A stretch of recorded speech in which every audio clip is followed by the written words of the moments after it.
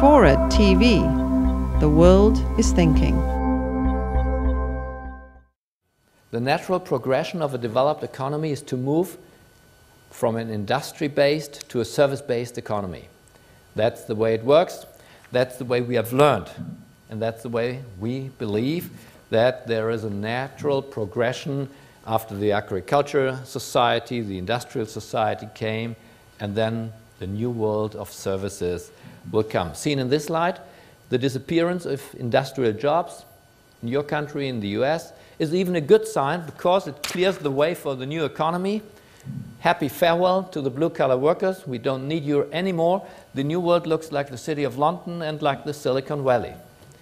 Okay, wait a minute. I think what we see outside is obviously not the end of the industrial age, but merely a shift of industrial work to Asia. All over the world, there are more people doing industrial jobs than ever before. We have never seen such a growth rate of blue-collar jobs all over the world. Right now, 600 million blue-collar workers are working in factories worldwide, even in India. In all our newspapers, they write it's a service society in India. No, most of the new jobs are in the so-called old industrial sector. So we are living maybe at the beginning of a second industrial age, blue-collar 2.0. Only the Western countries are losing these jobs. Germany has lost 30%, France 17% during the last 2 decades. In the United States, the economy has lost more than 1/4 since 1970. Great Britain, more than half of the blue-collar workers are gone since the days of Maggie Thatcher. Only 10% of your workforce right now is working in a factory. Only 10%. And I think if you look at the trade balance of these countries who have lost most of the industrial work, their trade balance is negative. If you look at countries who have the so-called old jobs, like what is an old job? Steel? Maybe steel is an old job, or car industry, or airplane industry. These are the so-called old jobs. Germany is doing very well with these old jobs. We have 35% of our workforce are blue-collar workers. That makes us the world champion in exporting. Otherwise, you're a world champion in importing, like the US.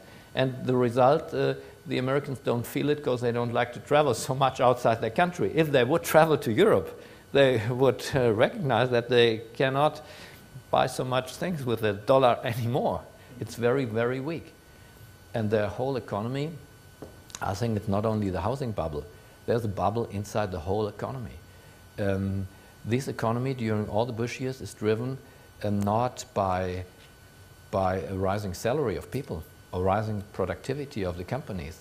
It's driven by heavy, heavy spendings of consumers. And this consumer spendings came from heavy borrowing. And the salary goes down since nearly 10 years now. And the consumer spending goes up. And there's unfortunately a gap between salary and spending. That makes the dollar weak. That makes the whole economy weak. And that makes the growth rate a little bit like fantasy figures. From the last decades, 4% growth rate are coming from this borrowed money. So the growth rate in the US is unreal. And I say there's a bubble under the economy. And that should be one reason to start rethinking whether it's a good idea to say happy farewell on every single day. Most of our countries are leaving the old industrial jobs, and the new service industry jobs cannot replace them. The salary is lower, and in the trade balance, nobody's interested in our services so much. Also, the London City has done a great job in this investment banking sector, but it's not enough. You have done better, and you have delivered more goods and more value to the rest of the world in the old times when British steel and the British car industry has delivered their products.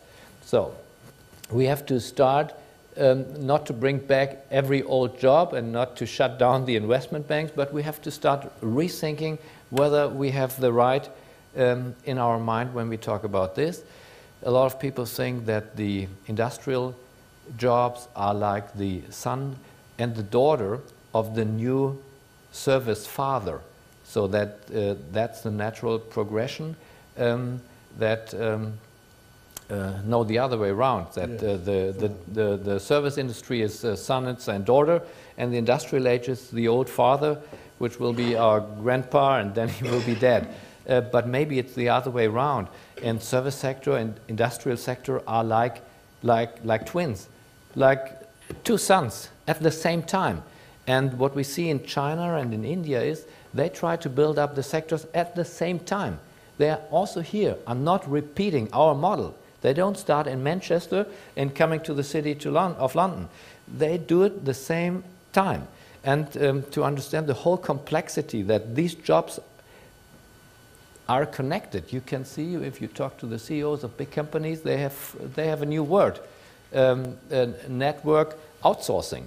Because at the end of the day, you need the marketing guys and the design guys and all the white-collar jobs just around the corner of the factory.